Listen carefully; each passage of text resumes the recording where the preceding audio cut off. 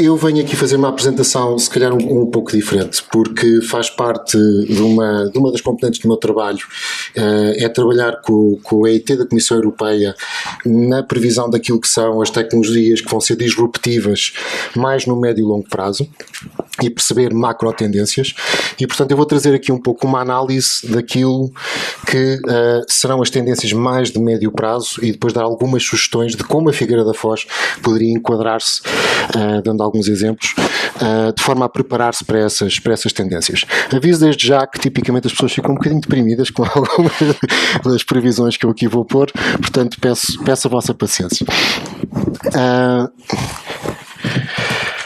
Ora bem, a economia do futuro, e quando estamos a falar do futuro, não é no ano 2022, 2023, estamos a falar a 3, 5, 10, 15 anos no futuro, vai estar centrada em 5 grandes pilares, que depois vamos ver que têm alguns pilares filhos, digamos, mas fundamentalmente é energia, por razões óbvias, não só demograficamente com o aumento da população, o aumento energético tem vindo a aumentar, como também com o enriquecimento. Aquilo que nós observamos, por exemplo, na China e na Índia, é que o aparecimento de uma classe média tem levado a um aumento muito considerável do consumo de energia per capita, associado a uma maior intensividade energética de quase todas as indústrias. Isto há que lembrar, por exemplo, quando há pouco estavam a falar, e muito bem, sobre a questão dos dados. Hoje em dia os dados implicam data centers absolutamente gigantescos que consomem uma quantidade substancial daquilo que é a produção elétrica de um país. E já para não falar em mineração de criptomoedas, como é o caso de Bitcoin, que hoje em dia há países que chegam a proibir a mineração de criptomoedas pelo impacto que tem nas suas redes de distribuição. E, portanto, vai haver um aumento do consumo de energia, vai haver um aumento das necessidades associadas à saúde. Não precisamos de falar que estamos num momento muito especial em que se tornou clara a necessidade de termos sistemas de saúde altamente robustos, mas também há que lembrar que este cenário, ainda que tenha sido invulgar, porque a última grande pandemia contava com quase um século, com um mundo crescentemente interconectado, em que as pessoas deslocam-se, viajam, vivem em grandes centros urbanos, temos que aceitar que as pandemias vão começar a fazer parte da nossa realidade. Mas, para além disso, o envelhecimento da população, que é uma realidade em todos os países desenvolvidos, vai aumentar aquilo que é o peso sobre os nossos sistemas de saúde. A comida, por razões óbvias, pelo menos até 2050 a população humana vai crescer, e aliás já agora é um facto que eu quero aqui desmistificar quando toda a gente diz que temos de ter muito cuidado com a sobrepopulação do mundo, que o mundo vai colapsar porque o crescimento populacional não vai ter limites. Não, na realidade todas as projeções indicam que nós vamos atingir em cerca de 2050 o pico daquilo que será a população humana, que será um número qualquer abaixo de 11 mil milhões, e isso é perfeitamente sustentável desde que as práticas, digamos, agrícolas e de gestão sejam devidamente geridas. É perfeitamente sustentável com o nosso planeta. Portanto, a sobrepopulação é um problema que é perfeitamente gerível, mas efetivamente vamos precisar de produzir mais comida, porque vamos ter sensivelmente quase o dobro da população atual.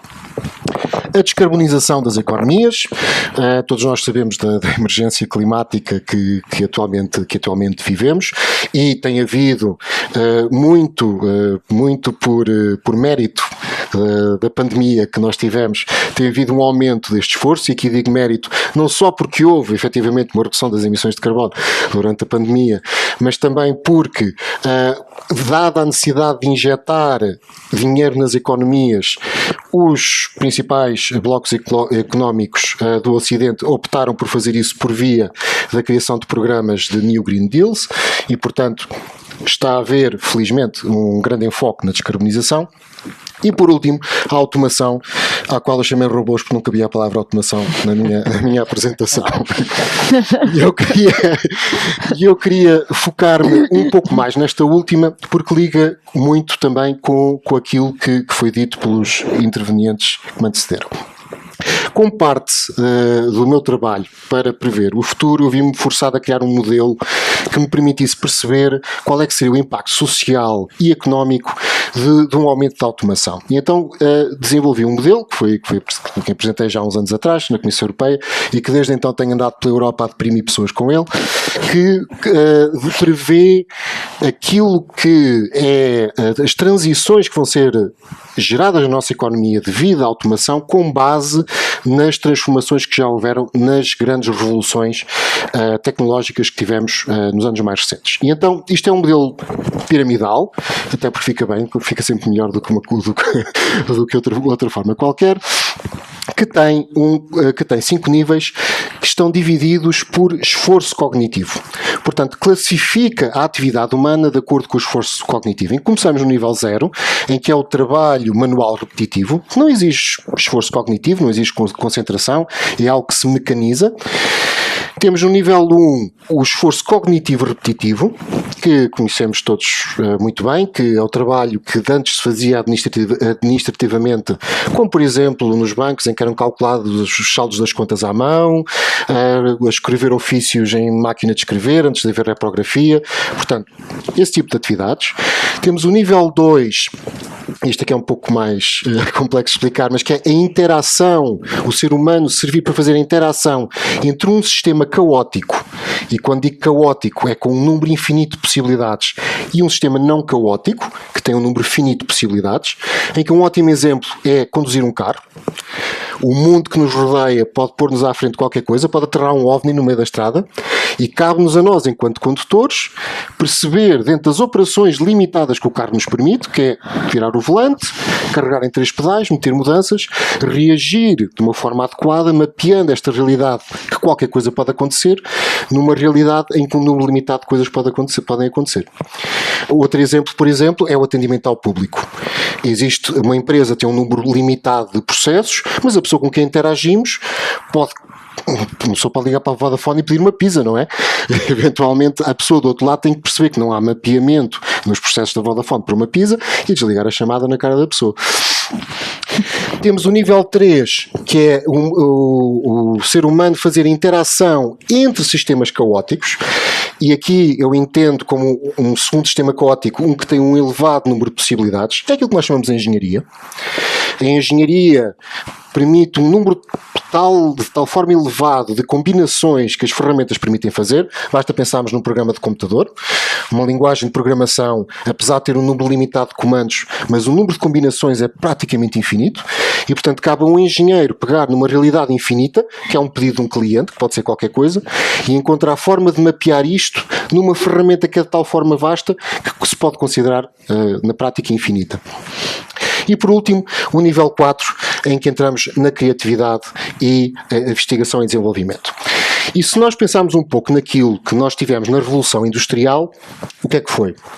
O nível 0, do trabalho manual repetitivo, foi automatizado. Foi automatizado e o que aconteceu é que cerca de 90% da força de trabalho que estava assignada ao nível 0 versus produtividade, temos aqui que deixar esta ressalva, foi obrigada a transitar para os níveis superiores. Houve também outro pequeno efeito, que é, houve uma concentração de poder. Quem tinha dinheiro para comprar as máquinas tornou-se mais rico. Okay. Depois temos, quando tivemos a revolução da informática, tivemos a mesma coisa no nível 1. As pessoas que faziam trabalho cognitivo repetitivo, que estavam nos bancos a fazer à mão as contas das contas bancárias, ou que estavam a escrever ofícios à mão, passaram, pelo uso da informática, a poder substituir um elevado número de trabalhadores com um único trabalhador. O que é que aconteceu às pessoas? Transitaram para os níveis superiores. O que acontece é que atualmente os níveis superiores estão sob ataque. Porque a inteligência artificial, apesar de não ser tão boa como muitas vezes já dizem que é, mas efetivamente começa a pouco e pouco, neste nível da interação entre sistemas caóticos e não caóticos, a inteligência artificial e outras coisas mais simples, como por exemplo o self-care. O self-care é a aplicação do banco, não é?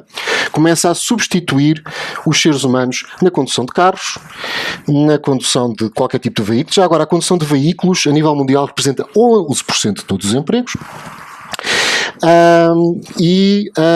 O self-care substitui funcionários nos bancos, por exemplo. Hoje em dia nós vamos a uma caixa multibanco, usamos uma aplicação móvel e passam-se meses que não entramos num banco, se não há. Mas isto não começou agora. Se nós observarmos a linha da produtividade, da produção em três países de referência, neste caso Estados Unidos, Suécia e Europa, nós vemos que apesar da produção ter vindo a aumentar, o número de trabalhos associados a essa produção tem vindo a diminuir. Portanto, esta produtividade tem vindo a trazer uma redução efetiva dos postos de trabalho. Já não estamos naquela utopia de que aumenta-se a produtividade, as pessoas vão ganhar mais dinheiro porque estão a produzir mais. Não. Há efetivamente uma redução de trabalho nos níveis que estão a ser automatizados. E já agora há aqui que reparar que esta tendência começa aqui em meados da década de 80. Portanto, não estamos aqui a falar. Neste momento está claramente acelerada, mas começou muito antes. E aquilo que dizem as nossas projeções, e este slide falta-lhe contraste, aqui por trás tem um mapa do mundo, é que, segundo o Banco Mundial e a Universidade de Oxford Martin, nós temos na Europa 54% dos empregos em elevado risco de automação até 2030. 70% na Ásia e 75% na América do Norte. E ao lado vocês têm a negro os números de desemprego médio atual. Portanto, nós estamos a olhar para uma realidade em que os empregos que atualmente empregam as pessoas vão deixar de existir e vão obrigar as pessoas a readaptar-se. O problema é que, se bem se recordam, aquele esquema que eu apresentei tem a forma de uma pirâmide. Cada vez há menos espaço em cima. E isso tem tido umas consequências interessantes. E uma das consequências interessantes é que apesar do aumento, como referiram, ter havido um aumento efetivo dos ordenados, nós olhamos hoje em dia para um ordenado e comparamos com há 10 anos atrás, e existe um aumento substancial. Mas quando olhamos para os grandes números, quando olhamos para as grandes tendências, aquilo que nós observamos é que efetivamente tem havido uma diminuição do poder de compra. Ou seja, relativamente à economia global, e isso aí é particularmente visível, eu ponho aqui o indicador no que toca ao mercado imobiliário, basta pensar que na década de 90 os indivíduos que nessa altura tinham 40 anos de idade precisavam de gastar à volta de 7 rendimentos brutos anuais para adquirir a sua casa. E neste momento este número ronda aos 16. Que é uma das razões pelas quais nós dizemos que hoje em dia os jovens não têm acesso a casas, não é? Não têm efetivamente, porque o poder de compra, apesar dos ordenados terem vindo a subir, o poder de compra relativo tem vindo a diminuir, com uma exceção. E essa exceção é, efetivamente, nos bens que foram altamente automatizados. E porquê que é uma exceção? Porque à medida que nós automatizamos, o investimento que é feito em CAPEX, que é feito na compra das máquinas, começa a ser dividido por um número muito elevado de bens e serviços, o que significa que o seu impacto começa a ser mais baixo. Já não estamos a pagar a pessoas para produzir, estamos a pagar a máquinas que têm um investimento inicial e alguma manutenção, tudo bem, mas que estes são distribuídos por um grande número de bens e serviços. Ou seja, a tendência do preço tende para o preço da energia, de operar a máquina. Portanto, o poder de compra tem vindo a diminuir e a única razão pela qual nós não sentimos mais é que, efetivamente, muitos dos nossos bens de consumo diário, como o caso da comida, vestuário e por aí fora, por via da automação, o seu preço tem vindo a diminuir de forma suficiente para que não se sinta. Em casos não automatizados, como é o caso da construção civil, que salvo algumas maquinaria que já existia, grande parte dela há 30 ou 40 anos atrás, não tem tido esse processo de automação, aquilo que nós vemos é uma perda efetiva do poder de compra. Isto levanta a questão que, mais tarde ou mais cedo, poderemos ter que considerar opções e prevê-se que aquilo que chama-se Universal Basic Income, que será o conceito de que cada cidadão tem direito a receber dinheiro todos os meses, independentemente de trabalhar ou não trabalhar, só por existir, para manter um nível de subsistência mínimo, poderá vir a ser uma necessidade para nós mantermos a estabilidade das nossas democracias e dos nossos governos. Porque aquilo que nós estaremos a olhar num período de tempo estamos aqui a falar, uma vez mais, 5, 10 anos, que é um período de tempo fantástico. Eu posso dizer qualquer coisa, porque em 5 a 10 anos muda tanta coisa que poderá estar completamente errado. Mas os governos já se estão a preparar para isto e já têm havido experiências muito interessantes feitas na Finlândia, Suécia e nos Estados Unidos, com esta abordagem, em que as pessoas vão começar a receber dinheiro só porque existem. E depois escolhem trabalhar ou não. Se conseguirem arranjar trabalho, então recebem um extra que lhes permite complementar. Se não conseguirem, ficarão limitadas ao Universal Basic Income. Sendo que muitas destas pessoas potencialmente não irão ter trabalho porque, por simplesmente, não há trabalho para elas, por muito qualificadas que sejam. E este cenário todo deprimente, todo para dizer o quê? Que nós temos que considerar um outro pilar que está a crescer a passos largos, que é o pilar do entretenimento. O pilar do entretenimento, porque efetivamente nós temos pessoas que vão estar desocupadas e que vão necessitar de ocupar os seus dias com alguma coisa. E não é por acaso que nós começamos a ver que, mesmo nas gerações, isto basta nós pensarmos, apesar de efetivamente haver muita falta de profissionais e em algumas áreas, e há, mas nós também começamos aqui a ter que lidar com cenários como semanas mais curtas, por exemplo. E, portanto, há muitos países neste momento que estão a instituir, no norte da Europa, semanas de 30 horas de trabalho, que vai implicar mais tempo livre e que vai ser eventualmente uma necessidade social para fazer uma transição para um mundo mais automatizado. Mas, portanto, vai haver um crescimento do entretenimento, quer o entretenimento, digamos, mais comum, como teatro, cinema e afins, mas também coisas como turismo e jogos. Basta lembrar que a indústria de jogos de computador, para quem não saiba, neste momento é muito, muito superior à indústria combinada de cinema a nível mundial. Portanto, aquilo que eu fundamentalmente venho aqui dizer é que, se nós olharmos para a economia de qualquer país, região ou cidade, mais tarde ou mais cedo nós vamos ter que encontrar formas de encaixar dentro destes 5, agora 6 pilares. O que me lembra que eu, com as minhas desculpas ao Paulo Rosado, mas eu não considero OutSystems uma startup. Portanto, para mim já não conta como unicórnio. Teria que trazer, obviamente, estamos na Figueira da Foz, uma abordagem que toca em vários daqueles pontos e que há que referir, que é a Blue Economy, a economia do mar. A economia do mar é particularmente relevante porque, não sei se é de conhecimento de todos, mas Portugal está a caminho de se tornar o 16º maior país do mundo.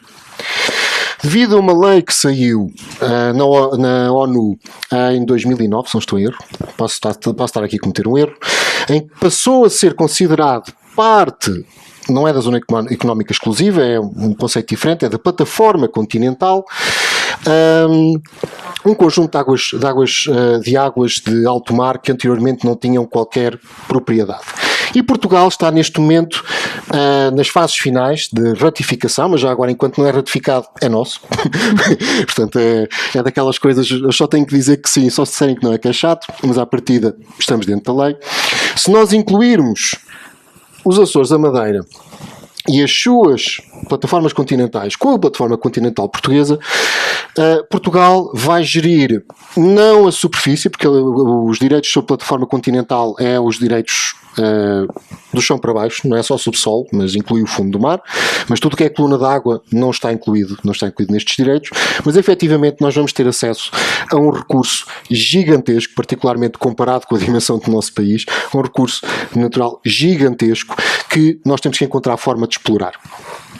E o explorar, já agora, há que pensar, não estamos aqui só a falar de pesca ou não estamos aqui só a falar de exploração de recursos minerais. Se nós considerarmos, por exemplo, que os oceanos capturam sob a forma de fitoplâncton morto, basicamente. O fitoplâncton são pequenas plantinhas que estão a flutuar, elas produzem, portanto, elas por fotossíntese fixam o carbono, mas tem uma coisa fantástica face às florestas, que é uma floresta, acaba de crescer, acabou, não é? O carbono que está lá contido fica lá. Se cortarmos a madeira que lá está, se ela for queimada, esse carbono volta para a atmosfera. Portanto, as florestas estão limitadas na sua capacidade de absorver carbono, mas o mar não está. Porque o que acontece a este fitoplâncton é que a maioria dele morre e depois cai em águas profundas, onde a temperatura e pressão locais fazem com que não se decomponha. E, portanto, criam-se camadas, literalmente, de algas mortas que capturam carbono no fundo do oceano. E se nós considerarmos que 10 a 20 bilhões de toneladas de CO2 são capturadas todos os anos pelos oceanos, e se nós encontrarmos forma de medir e de vender como serviço a captura de carbono só da área que nos vai ser atribuída, nós poderíamos ser um dos países mais ricos do mundo só porque se conseguirmos explorar um modelo tão simples quanto isto. Olhando concretamente para casos na Figueira da Foz, e isto para não lançar só os conceitos e depois deixar completamente no ar como é que pode haver adaptação de empresas a estes cenários, eu vou dar aqui 2 exemplos, só para semear algumas ideias. Depois terei todo o prazer no final da conversa de conversar com algum de vocês e de ver como é que podemos encontrar formas de encaixar as vossas empresas nestes conceitos. A primeira coisa que eu trago aqui é efetivamente a criação de um hub tecnológico. A Figueira da Foz está mesmo a pedir um hub tecnológico ligado ao mar. Nós temos a Maré Foz, que é uma coisa, aqui estamos a falar de um hub tecnológico, algo que permita às empresas rapidamente desenvolverem projetos ligados, na minha opinião, à Blue Economy, que é aquilo que faria sentido, por terem de uma forma integrada todos os serviços disponíveis. Aqui estamos a falar não de nós dizemos que existem, não. É uma oferta integrada, chave na mão, que permita a uma empresa encurtar o seu time to market, caso venha ser incubada ou desenvolvida na Figueira da Foz, porque tem cá quem produz os cascos, tem cá quem faz a impressão 3D, tem cá quem faz os testes de mar, tem cá quem faz a eletrónica de controle marítimo e consegue ir a mercado muito mais rapidamente, porque é isso que atrai as startups e atrai os investidores. Como o Vítor pode dizer amplamente, que é o caso em Leiria noutras áreas. Outra coisa que nós podemos fazer é repensar os modelos de negócio. Obviamente não faz sentido, pelo menos creio eu que neste fórum, vir aqui sugerir às pessoas, olha, deixem de fazer aquilo que estão a fazer, aquilo que as nossas empresas façam, e agora vão fazer uma coisa completamente diferente alinhada com isto. Mas dentro daquilo que vocês estão a fazer, aquilo que as vossas empresas fazem, é possível repensar o modelo de negócio de forma a beneficiar deste futuro e destas áreas que se vão tornar cada vez mais importantes. Um exemplo disso: na área da saúde, a Figueira da Foz tem uma elevada sazonalidade, como nós sabemos.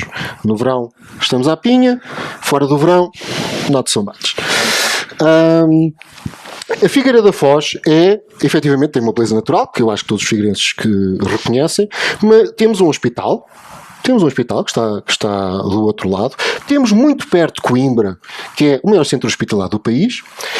E num cenário em que cada vez mais o recobro é feito fora dos hospitais e em que há falta de oferta, que as pessoas muitas vezes são mandadas para casa e é feito um acompanhamento remoto, por vezes quando as pessoas têm poucas condições para fazer esse recobro em ambiente caseiro, doméstico, o que muitas vezes, quando essas condições não existem mesmo, obriga os hospitais a manter as pessoas a ocupar uma cama do hospital porque as pessoas não têm condições.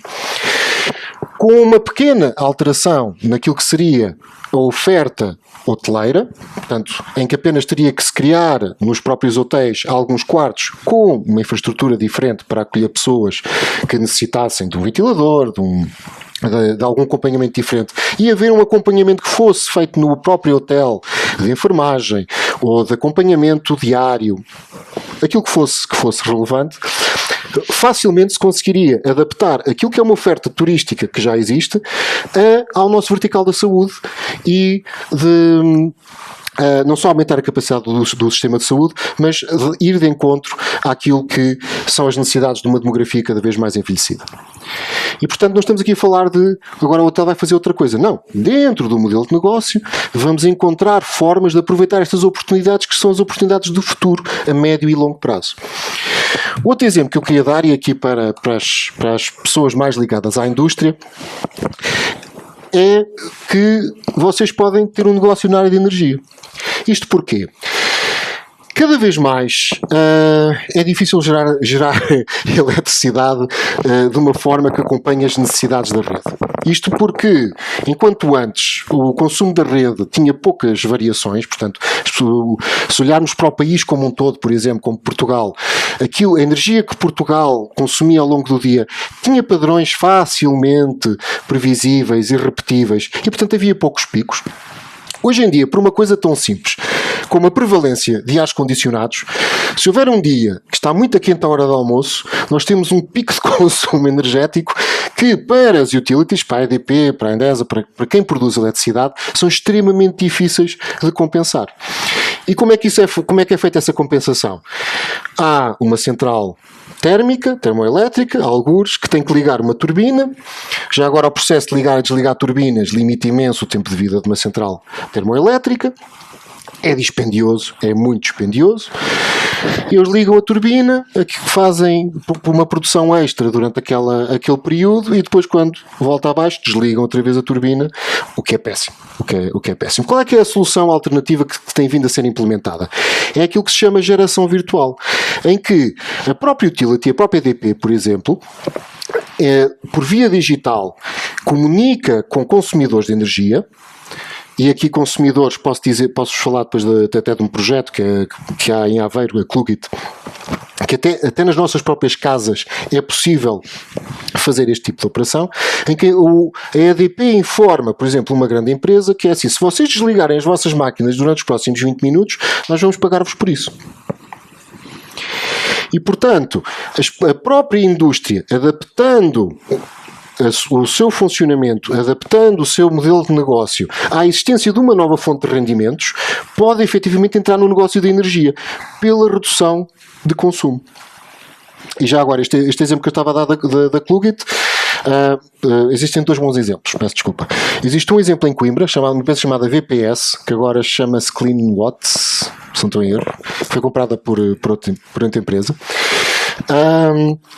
que faz precisamente este tipo de gestão, e são extremamente reconhecidos a nível internacional, são uma empresa extremamente capaz, que aquilo que vende é às utilities precisamente este serviço de informar os seus clientes de, por favor, parem de consumir durante a próxima meia hora que serão pagos por isso. O caso da Klugit faz isso a nível residencial, com os aquecedores os termoacumuladores, em que instalam um aparelhinho em casa e o que a Klugit faz é liga o termoacumulador de forma que o aquecimento da água seja feito de forma mais barata possível quando a eletricidade é mais barata, e quando a EDP, por exemplo, precisa de uma redução de consumo, desliga os termoacumuladores na casa das pessoas, naquelas que depois têm inteligência artificial que vê que pode fazer isso porque conhece os padrões de consumo das pessoas. Portanto, uma vez mais, sem mudar a atividade da empresa, é possível endereçar estes verticais que são o futuro da economia. E, portanto, a sugestão que eu venho aqui trazer é, efetivamente, pensar em algo novo. É repensar naquilo que está a ser feito, à luz daquilo que é o futuro de médio e longo prazo, para quando esse futuro venha, nós estarmos não só preparados, mas estarmos a liderar esse futuro. E ficam aqui também os meus contactos. Disponham, sou fácil de encontrar, chamo-me David Carvalhão. Um Carvalhão não há muitos, feliz ou infelizmente. Muito obrigado.